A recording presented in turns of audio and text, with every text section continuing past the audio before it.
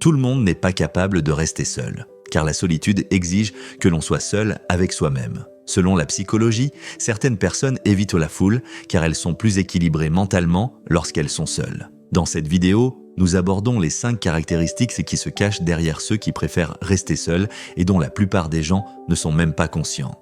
Numéro 1. Le réflexe de préservation de l'énergie mentale. Selon la psychologie, certaines personnes ne tirent pas leur énergie du monde extérieur, mais de la solitude. Les contacts sociaux, les conversations dans des environnements bruyants, même si ces interactions sont agréables, elles consomment de l'énergie, car l'esprit ne se contente pas d'être présent dans l'environnement. Il porte un fardeau. Lorsque tout le monde parle, il remarque qui n'est pas à l'aise, qui joue un rôle, qui n'arrive pas à s'exprimer. C'est pourquoi, sans que vous vous en rendiez compte, votre esprit consomme constamment de l'énergie. Dans la solitude, l'esprit se laisse aller. Il ne s'adapte à personne, il n'a pas à surveiller qui que ce soit. Ces personnes savent intuitivement que lorsqu'elles dépensent leur énergie de manière incontrôlée, elles ne peuvent plus se comporter comme elles-mêmes après un certain temps. C'est pourquoi elles n'essayent pas de satisfaire tout le monde. Elles ne disent pas « oui » à toutes les invitations. Elles ne considèrent pas comme une obligation d'être présentes dans tous les environnements. Ce n'est pas une manière de prendre ses distances, mais une manière de se protéger. La solitude n'est pas ici une fuite. C'est une stratégie de défense silencieuse que l'esprit met en place pour préserver son équilibre. Car l'esprit sait que lorsque l'énergie est épuisée, les limites de l'individu s'estompent, puis c'est lui-même qui s'estompe. Numéro 2.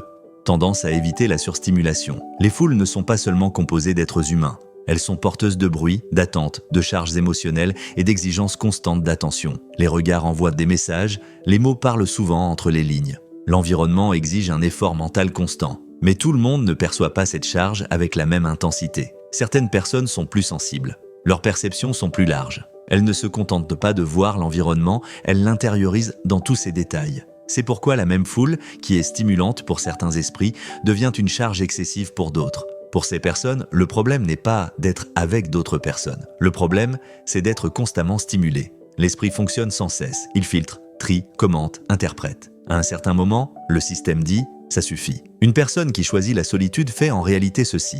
Elle réduit le bruit mental. Ce n'est pas une fuite. C'est un réajustement du système nerveux. Numéro 3.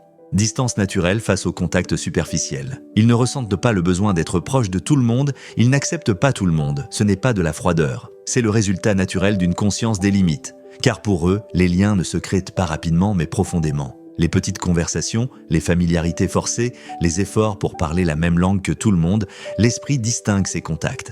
Et au fond de lui, il dit « ce contact ne m'apporte rien ». Pour ces personnes, une relation n'est pas seulement passer du temps ensemble, c'est créer du sens, c'est trouver une réponse émotionnelle, c'est pouvoir entrer en contact mentalement. C'est pourquoi, même au milieu d'une foule, ils peuvent sembler distants. Mais cette distance ne vient pas des gens, elle vient de la superficialité. Ne pas s'ouvrir à tout le monde n'est pas une défense, c'est le résultat d'une connaissance de soi. Car lorsque tout le monde est admis à l'intérieur, ceux qui sont à l'intérieur s'estompent. Cette distance n'est pas de l'arrogance, c'est de la sélectivité. Et la sélectivité est l'un des signes les plus discrets, mais les plus évidents de la maturité psychologique. Numéro 4. Augmentation de la clarté mentale lorsque l'on est seul.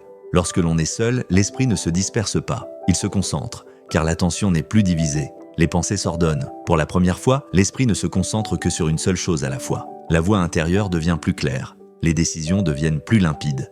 Car lorsque les stimuli extérieurs disparaissent, le monde intérieur commence à s'exprimer. Et la plupart des gens ne peuvent entendre cette voix que lorsqu'ils sont seuls. C'est pourquoi la solitude n'est pas un vide pour eux, mais un espace de concentration. L'un des rares espaces où l'esprit peut fonctionner sans se disperser. Beaucoup de gens essaient de se trouver dans la foule. Ils sont dans la solitude, car c'est là qu'ils peuvent penser sans se réprimer. Numéro 5. Tendance à privilégier la qualité plutôt que la quantité. Pour ces personnes, ce n'est pas le nombre de contacts qui compte. Elles ne croient pas que plus il y a de monde, plus les liens sont forts. En effet, elles savent que l'énergie cognitive et émotionnelle est limitée. Chaque relation nécessite de l'attention, de l'harmonie et de l'espace mental. C'est pourquoi, plutôt que d'élargir leurs liens, ils choisissent de les approfondir. Pour eux, des relations peu nombreuses mais authentiques sont plus enrichissantes que des contacts nombreux mais superficiels. Pour ces esprits, les chiffres n'ont jamais été déterminants. Ce n'est pas le nombre de personnes qui les entourent qui compte, mais la qualité de leur relation avec elles. C'est pourquoi les foules ne leur inspirent pas confiance, car la foule ne produit pas de sens, elle ne produit que du bruit. Pour ces personnes, rester seul est plus sûr que de se perdre dans de mauvaises relations, car elles savent que toutes les relations ne renforcent pas. Certaines épuisent. L'appartenance, ce n'est pas être partout, ce n'est pas s'adapter à tous les environnements. L'appartenance, c'est pouvoir rester là où ses propres valeurs ne sont pas compromises. Et parfois, le bon endroit, ce n'est pas au milieu de la foule, mais là où vous êtes seul avec vous-même. Et vous, être seul vous apaise-t-il ou vous rend-il mal à l'aise? Partagez vos commentaires, je lis attentivement chaque réponse.